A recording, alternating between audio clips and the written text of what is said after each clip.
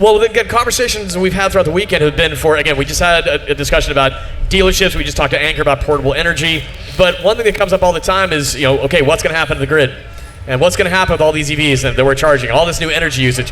I mean, it's not that energy has been front of mind for a lot of people for a long time, but the work that COIL is doing is really focused on how do we help people understand where things are going with the use of energy that they do have. So let's unpack that first. I said that kind of high level. What is COIL up to, John? What are you guys doing? Absolutely. First of all, I want to thank you for inviting me. That place is great.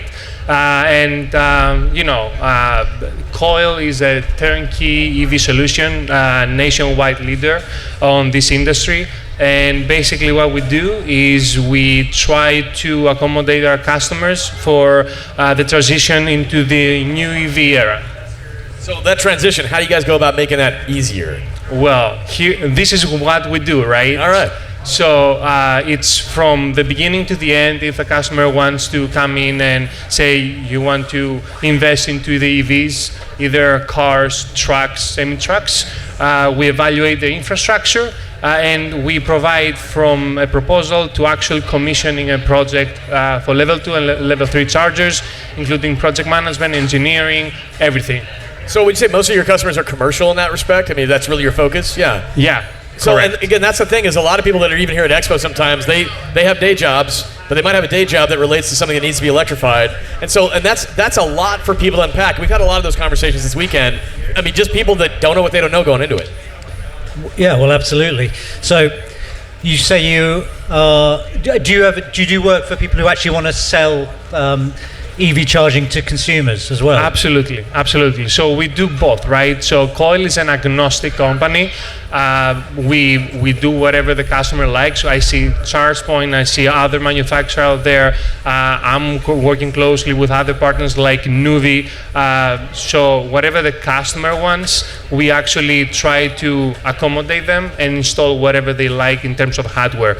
The good thing about us is the fact that we got acquired in 2022 by Wallbox, a Spanish company. So we do both commercial and residential projects. Okay. Yes. And the last year we are focused on the rollout of Quasar 2, which is rolling out with Kia customers, which is big, huge, but it's also giving us an advantage of understanding how V2G works. So in a higher level, either it's a residential or commercial, where we're going is actually try to utilize energy the best in our ability. And let's pause there a minute, because V2G, we say it in the industry all the time, and we know exactly what it means, but people that hear it sometimes, they go, what's that? So, but V2G, basically that is V2 something. So vehicle to, the G in this instance means grid. Correct. So V2X, the X oftentimes refers to what is the thing that the vehicle is going to. So V to X could mean that's vehicle to load. So the load on the grid, that's V to L.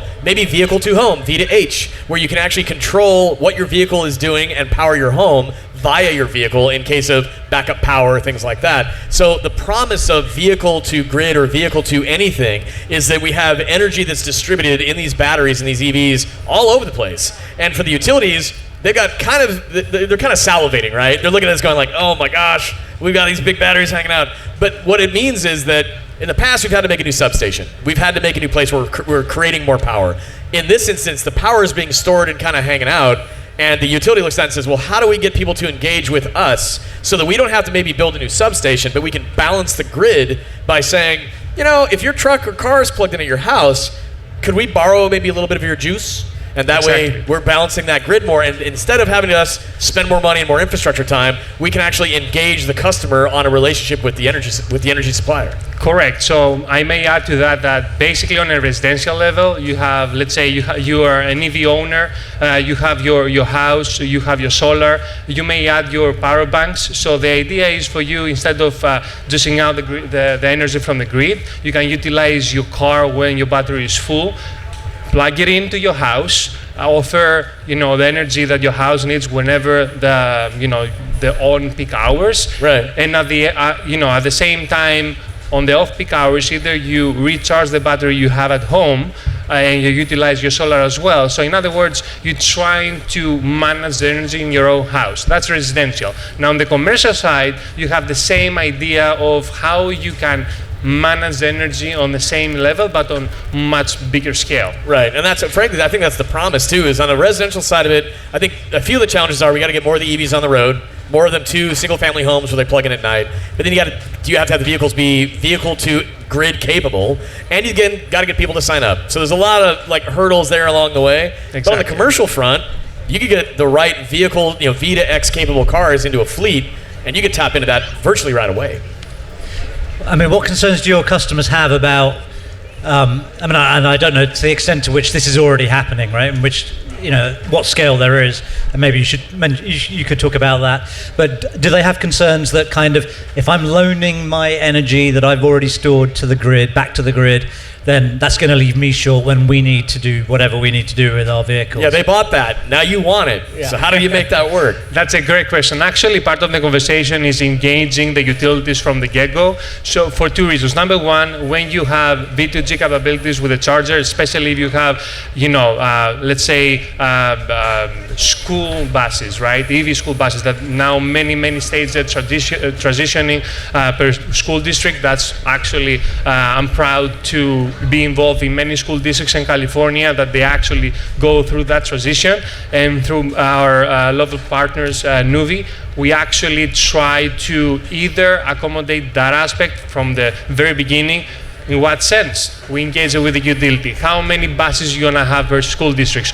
Do you need to bring new utility service? That's gonna take some time. COIL does that from the get-go, utility coordination. We have hand-to-hand relations with our engineers, so we can actually analyze how many buses you need, how many chargers you're going to install, and what that translates to new utility service. Well, and again, I think the benefit of that from a fleet perspective. So again, if you're thinking about a school buses are going to be parked at night, hanging out. They're not driving kids around at midnight. Mm-hmm. But if they're electric and they have a lot of energy stored in those battery packs, that is less of kind of an interference of someone's day-to-day use of their personal vehicle. Correct. These are structured paths that these vehicles take on a daily basis. Mm-hmm. You know when they're in use and when they're sitting stationary. That's like the low-hanging fruit for vehicle-to-grid opportunity. Absolutely. So, in other words, you're mentioning right? We see the whole thing as you have the morning route of the bus, and then it sits there for 5-6 hours.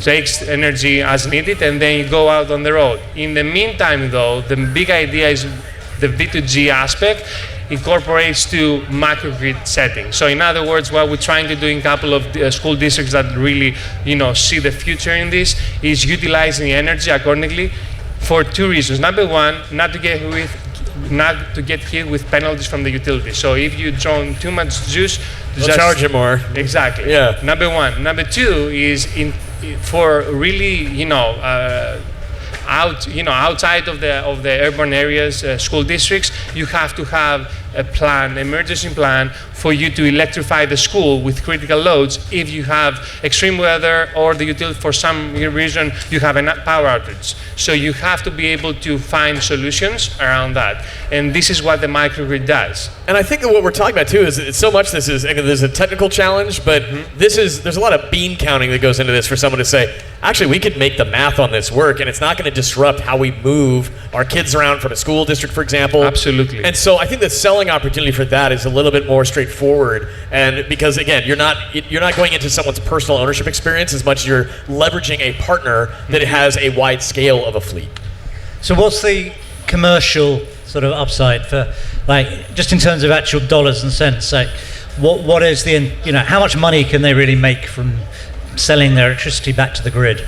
Absolutely. Well, to be honest, the microgrid setting has a 15-year-old ROI. So from that end, the fact that the equipment is not cheap, right? The infrastructure is not cheap, and buying an electric bus is not cheap. To have a prospective 15 years to ROI, it's really important for everybody to understand what the stakes here are.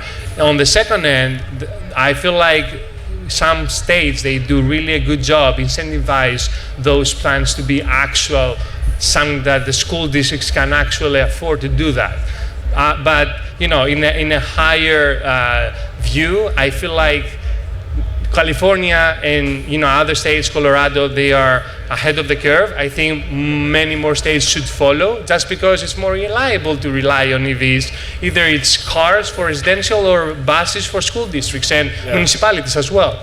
Yeah, and I think where we're at right now is kind of that point where the technology is proving out to be viable, and with the more we get these, again, we like to call them DERMs in the industry, distributed energy resource management. What does that look like when you put more of these batteries in little places? But I think the more that we can showcase that the technology actually works, from a driving perspective, that means the fleet of buses, that's got to get the kids where they got to go, they got to rely on it every time of year. That's for personal vehicles as well. Once we have people realizing that these are reliable products that way, you can then start tapping into these opportunities for, by the way, if you wanted to take part in this, and I think that's something that, again, there's an educational factor that we've talked about a lot this weekend, but for COIL, how do you see that playing out? Is it that you feel like when you are going in, you have to really help people along the way? Are you getting more inbound inquiries now from fleets around the country? How's that going as it relates to people's understanding of this opportunity? Absolutely, that's a good question. So my view on this matter is, first of all, educating people, educating customers. Even if it's for your house or for your school district, as a parent, it's important to understand the technology. Now, if we have a step back, it's important to understand that we're just scratching the surface in terms of technology. 6 years ago, we were talking about a DCFC charger, just plugging in one port, and that's about it. Today, it's dual, and it's power sharing. So we are actually living in an era that in 2-3 years from now, we're gonna introduce, besides the charging, what the technology is behind. For example, I feel like in 5 years from now, we're gonna talk about microgrids, or how the grid operates in a whole different level. Infrastructure-wise, we have to understand that, artificial intelligence is here to be incorporated to that aspect as well, that we haven't even touched yet.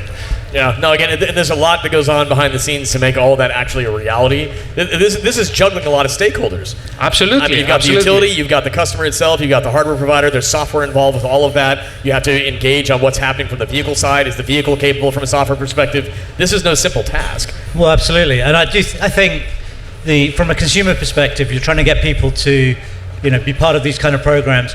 It needs to be very clear what the benefit to them is, right? It's both in terms of, the discounts they will get on their electrical bills.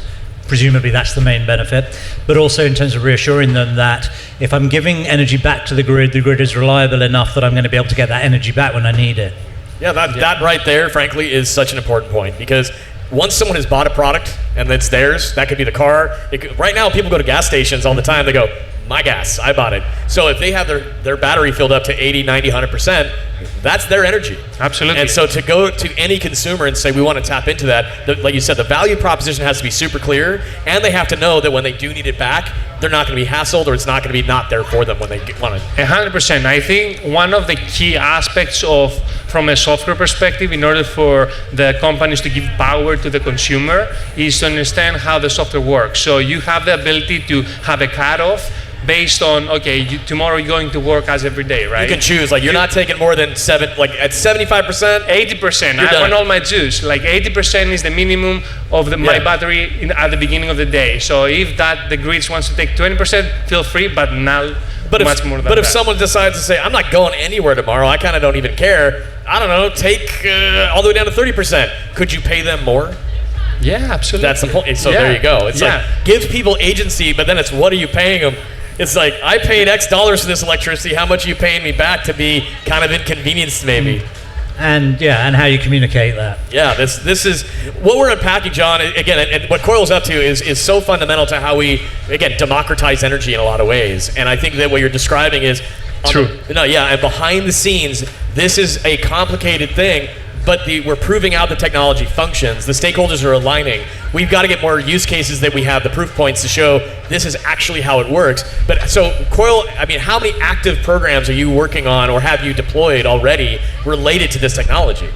That's a great question. The last 2 years, we have been deployed at least 10 projects in California state, Colorado, and other states with V2V technology on level 3 chargers, deploying the EV buses, depleting during the day, and doing the work. Now I have 2 really interesting projects with a microgrid sending in California as well, with Nuvi as well. But on a bigger scale, we have partners like Zoom that they do have school transportation fleet across the country, and we try to accommodate and execute their progress on how they flip their old school buses to EVs, which is huge because every lot could be from 25 chargers to 100 chargers. Right. It's not every fleet's not the same. Right. Correct. No, it's again the work you're doing. You're doing the Lord's work, John. No, but seriously, this is trying. This is super hard, but it's going to require. We've met a lot of leaders from this space this weekend who I've said to them, look, it requires people to be engaged on these efforts to dedicate their lives, their careers, and their time and their knowledge to making this happen. So we've covered a lot in the conversation. Anything we've missed? No, I mean I just think it's interesting when you reflect on some of we're thinking about myths, right, and sort of that. The wrong things people say about EVs, and one of those being that too many EVs are going to kill the grid, right? It's too much demand for electricity. Whereas the reality is, with these kind of programs, more EVs are going to make the grid, actually going to reinforce the grid. That's great. That's a great putting a nice bow on this conversation. Is it's not that they are a drain; they are actually a potential asset to make it function better. Absolutely, and especially we live in New York, right? If you have HOAs that they do have dated infrastructure, we're here to evaluate the infrastructure, and most of the people, they live in those buildings and they want to buy an EV. So if you have a sun sports spot or you have a garage in your lot, we can make that happen, and you have asset to your front door. This is going to be something that continues to improve, but the technology is there. It's now getting the proof out there to people to see in their own communities that this is a benefit from electrification. So 100%. How do people find out more information about COIL if they want to get in touch with you and contact you? Absolutely. So our website called .co, and you can search online. We are there always.